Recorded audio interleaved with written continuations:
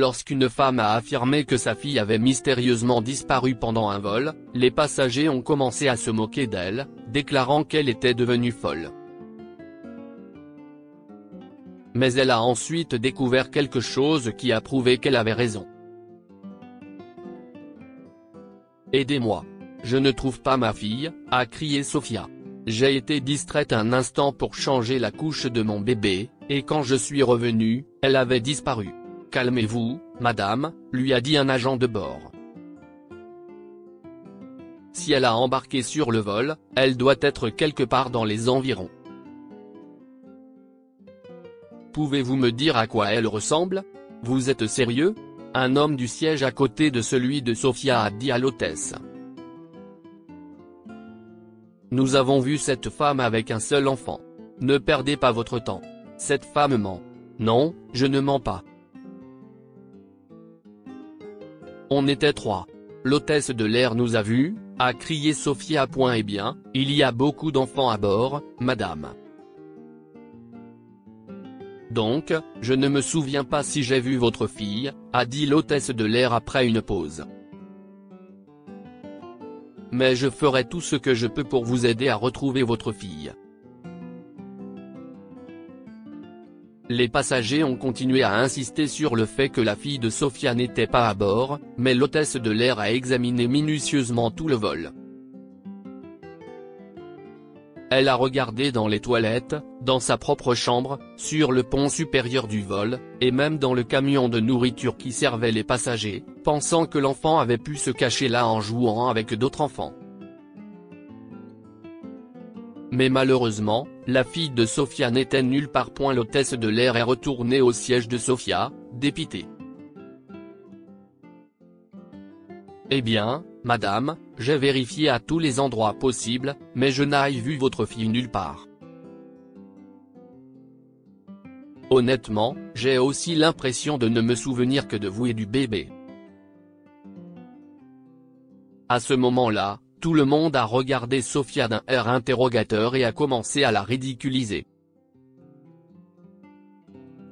Je savais qu'elle mentait. Je n'ai pas vu de fille avec elle non plus. Un passager du siège avant a crié. Je sais, si est vrai. Je l'ai même vu prendre des pilules, a dit une autre femme. Oh mon Dieu, est-ce qu'elle est défoncée? Comment la sécurité de l'aéroport peut-elle être aussi irresponsable et laisser entrer de telles personnes?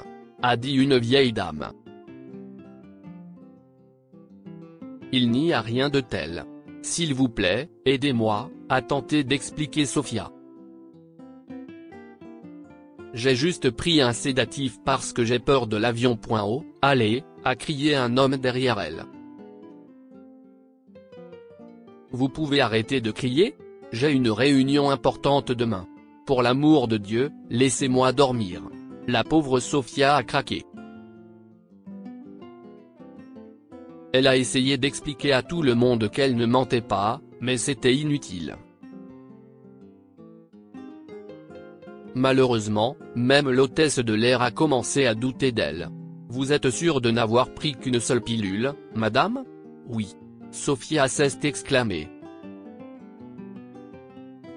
J'étais avec ma fille. Vous pouvez vérifier la carte d'embarquement. L'hôtesse de l'air s'est précipitée vers l'ordinateur pour vérifier si la fille de Sofia avait embarqué sur le vol. Il s'est avéré qu'elle l'avait fait. Oui, elle était avec sa fille. Je l'ai vérifié, a déclaré l'hôtesse de l'air. À ce moment-là, tous les passagers étaient désemparés. Mais alors, où est la petite fille? A-t-elle été kidnappée? A dit un homme. Ce n'est pas possible, monsieur, a dit l'hôtesse de l'air. Nous sommes dans le ciel. Ce n'est pas vraiment impossible, non plus, a interrompu Sofia. Nous devons fouiller les bagages à main de tout le monde, surtout ceux qui sont trop grands. En entendant cela, les passagers ont commencé à grogner. Je ne vous laisserai pas toucher à mon sac. J'ai des antiquités là-dedans, s'est plaint un homme, qui était antiquaire. Monsieur, nous voyons qu'un enfant ne rentrera pas dans votre sac.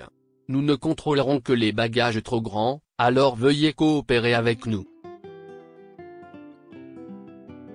Pourquoi devrions-nous ? A protesté la femme qui s'était plainte de la prise d'une pilule par Sophia. Elle a perdu son enfant, et si est-il de sa faute? Si est-il une mère horrible? Pourquoi devrions-nous payer pour ça? Je suis d'accord. Elle devrait être privée de ses droits parentaux, s'est plaint un homme assis à côté d'elle. Malgré les objections, l'agent de bord a insisté pour examiner les bagages et les compartiments supérieurs, mais malheureusement, la fille de Sophia n'a pas été retrouvée. À ce moment-là, il ne restait plus que 10 minutes avant l'atterrissage du vol. Le pilote avait activé les signaux des ceintures de sécurité, et demandé à chacun de regagner son siège en douceur. Épuisée et désespérée, Sophia s'est effondrée sur le sol avant d'avoir pu atteindre son siège. Mais lorsqu'elle a ouvert les yeux, elle a vu quelque chose qui prouvait que sa fille était à bord. Le bébé de Sophia jouait avec quelque chose d'étincelant sur le sol près d'elle. Il n'a pas fallu longtemps à Sophia pour comprendre que les perles provenaient du collier de sa fille. Elle a fouillé le sol et a découvert d'autres perles menant à un compartiment à bagages verrouillé. « Ouvrez ça, tout de suite », a-t-elle crié. « Bess est peut-être là. Mais je n'ai pas accès à cette pièce. » Seul le pilote garde la clé de ce compartiment. « Votre fille ne peut pas être là-dedans », a dit l'hôtesse de l'air. « Ouvrez-le, si est tout », Sophia a jeté un regard furieux à l'agent. « Le vol est sur le point d'atterrir dans moins de 5 minutes. Ma fille sera coincée là si nous ne vérifions pas, et le criminel s'échappera. » Mais avant que l'hôtesse de l'air ne puisse dire quoi que ce soit, 2 passagers se sont levés d'un bond et ont commencé à crier. « Il y a beaucoup d'objets de valeur là-dedans. Nous ne voulons pas coopérer dans cette recherche. Je suis d'accord. Si est-il une violation de la sécurité? Qui est-elle pour nous commander? » a dit l'autre passager. « S'il vous plaît, ne les écoutez pas », a supplié Sophia à l'hôtesse de l'air. « J'ai le sentiment que ma fille est là-dedans. » L'hôtesse de l'air s'est sentie mal pour Sophia, et a décidé de l'aider. Elle a pris la clé du pilote et a ouvert la porte. Il y avait beaucoup de valises dans la pièce, mais pas de filles. Découragées, elles étaient sur le point de quitter la pièce lorsque le regard de Sophia a été attiré par une main émergeant de derrière une grande valise. Elle s'est précipitée vers la valise, pour découvrir sa fille Bess inconsciente derrière elle. « Bess, réveille-toi. Tu vas bien ?» Sophia ne pouvait pas s'arrêter de pleurer. « Tu m'entends, ma chérie ? » « Oui, maman », a dit Bess en ouvrant lentement les yeux. « Ils m'ont amené ici, maman. Dieu merci, tu es venue. »« Qui, Bess ? Qu'est-ce ce que tu essaies de dire ?» a demandé Sophia. Bess pointa du doigt les 2 passagers qui s'étaient révoltés contre la fouille de toutes les manières possibles. Ils ont essayé de sortir du compartiment le plus rapidement possible après l'atterrissage du vol, mais 2 hommes leur ont barré la route. « Elle nous a confondus avec quelqu'un. Ce n'était pas nous », a dit la femme en essayant de se défendre. Sophia a fait un pas en avant et a giflé la femme. « Arrêtez de mentir. Je sais que vous et votre partenaire avez fait ça. Comment osez-vous toucher ma fille ?» L'hôtesse de l'air est intervenue. « Madame, calmez-vous. Si est-il bien que votre fille soit en sécurité. Nous allons nous assurer qu'ils ne s'échapperont pas facilement. À leur arrivée, les 2 passagers ont été interrogés par la police. Il s'est avéré qu'il était à la recherche d'un collier ancien. Ils ont réussi à le voler dans le sac de l'antiquaire, mais Bess les a vus faire par hasard. Ils ont décidé de la cacher pour qu'elle ne le dise à personne. Comme il s'agissait d'un vol de correspondance, le compartiment à bagages n'a été ouvert qu'une seule fois, lorsque certains passagers sont descendus.